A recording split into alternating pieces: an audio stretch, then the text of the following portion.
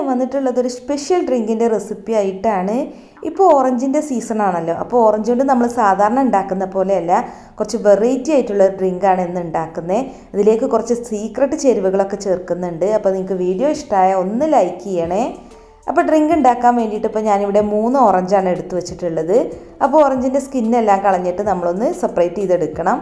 അപ്പോൾ കണ്ടില്ലേ, ഇനി നമുക്ക് ഒട്ടും കയ്പില്ലാത്ത ജ്യൂസ് കിട്ടണമെന്നുണ്ടെങ്കിൽ ഇതിൻ്റെ നാരും അതുപോലെ കുരുവും കളഞ്ഞിട്ട് ജ്യൂസ് അടിച്ചാൽ മതി.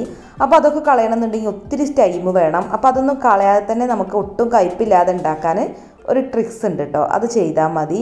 അപ്പോൾ നമുക്ക് ഇത് മിക്സിയുടെ ജാറിലേക്കൊന്ന് ഇട്ട് കൊടുക്കാം.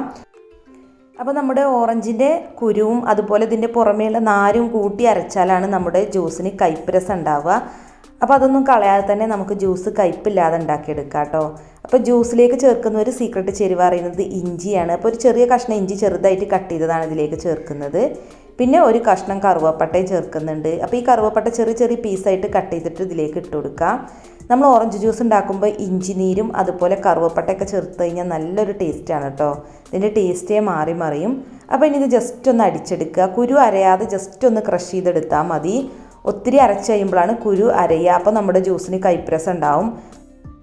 ഇതിപ്പോൾ കണ്ടില്ലേ, ഞാൻ ജസ്റ്റ് ഒന്ന് ഓറഞ്ച് ക്രഷ് ചെയ്തെടുക്കുകയാണ് ചെയ്തിട്ടുള്ളത്. കുരു ഒന്നും ഒട്ടും അരഞ്ഞിട്ടില്ല. അപ്പോൾ നമ്മൾ ഒട്ടും വെള്ളം ഒഴിക്കാതെയാണ് ഇത് അരച്ചെടുത്തിട്ടുണ്ടായിരുന്നത്. അപ്പോൾ ഇതിലേക്ക് 1 കപ്പ് തണുത്ത വെള്ളം ഒഴിച്ചെടുക്കുന്നുണ്ട്.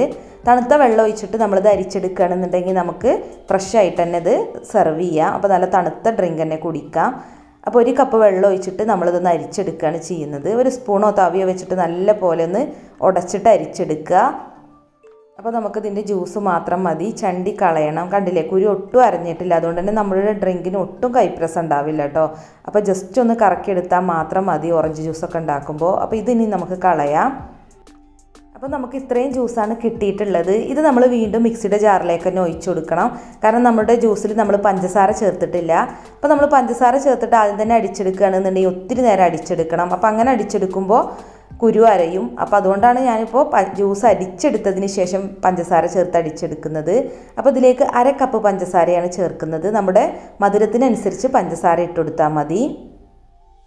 പിന്നെ നമ്മുടെ സീക്രട്ട് ചേരുവ കണ്ടൻസ്ഡ് മിൽക്കാണ്. അപ്പോൾ നമ്മൾ ഓറഞ്ച് ജ്യൂസ് ഉണ്ടാക്കുമ്പോൾ ഇതിലേക്ക് കണ്ടൻസ്ഡ് മിൽക്കും കൂടെ ചേർത്ത് അടിക്കുമ്പോൾ അതൊരു പ്രത്യേക ടേസ്റ്റാണ് കേട്ടോ. ഞാനിപ്പോൾ 2 ടേബിൾ സ്പൂൺ കണ്ടൻസ്ഡ് മിൽക്കാണ് ഇതിലേക്ക് ചേർക്കുന്നത്.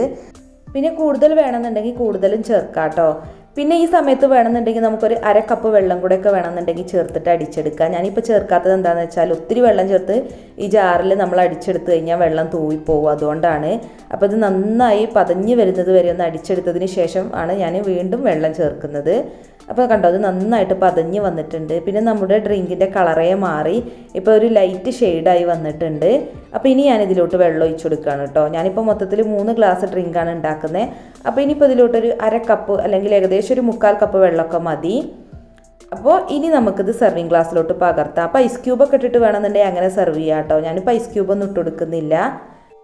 അപ്പോൾ ഇനി സാധാരണ ഓറഞ്ച് ജ്യൂസ് ഉണ്ടാക്കുന്നതിന് പകരം ഇതുപോലൊന്ന് ഉണ്ടാക്കി നോക്കൂ കേട്ടോ. നല്ല ടേസ്റ്റാണ്. സാധാരണ ജ്യൂസിനെ അപേക്ഷിച്ച് 10 മടങ്ങ് രുചിയിലാണ് നമുക്ക് ഇതുപോലെ ജ്യൂസ് ഉണ്ടാക്കിയാൽ കിട്ടുക. അപ്പോൾ നിങ്ങളൊന്ന് ട്രൈ ചെയ്ത് നോക്കുക. പിന്നെ നമ്മുടെ വീഡിയോസ് ഇഷ്ടമാവുന്നുണ്ടെങ്കിൽ ലൈക്ക് ചെയ്യുക, ഷെയർ ചെയ്യുക, കമൻറ്റ് ചെയ്യുക. പിന്നെ നമ്മുടെ ചാനലിൽ ഇപ്പോൾ ഗിവ് അവേ നടക്കുന്നുണ്ട് കേട്ടോ. നമ്മുടെ ചാനലിന് 3 ലക്ഷം സബ്സ്ക്രൈബേഴ്സ് ആവുന്ന അന്നാണ് വിജയെ തിരഞ്ഞെടുക്കുക. ഓവനാണ് സമ്മാനമായിട്ട് നൽകുന്നത്. അപ്പോൾ ഗിവ് അവേയിൽ പങ്കെടുക്കാൻ വീഡിയോസൊക്കെ ഫുള്ള് കണ്ടിട്ടൊന്ന് കമൻറ്റ് ചെയ്താൽ മതി. അതുപോലെ വീഡിയോസ് ഇഷ്ടമാവുകയാണെന്നുണ്ടെങ്കിൽ ഫ്രണ്ട്സിനും റിലേറ്റീവ്സിനും ഒക്കെ ഒന്ന് ഷെയർ ചെയ്ത് കൊടുക്കുക. അതുപോലെ ഒന്ന് ലൈക്ക് ചെയ്യുകയും ചെയ്യുക. അപ്പോൾ ഇതുപോലുള്ള നല്ല അടിപൊളി വെറൈറ്റി റെസിപ്പികളുമായി നമുക്ക് വീണ്ടും കാണാം. താങ്ക്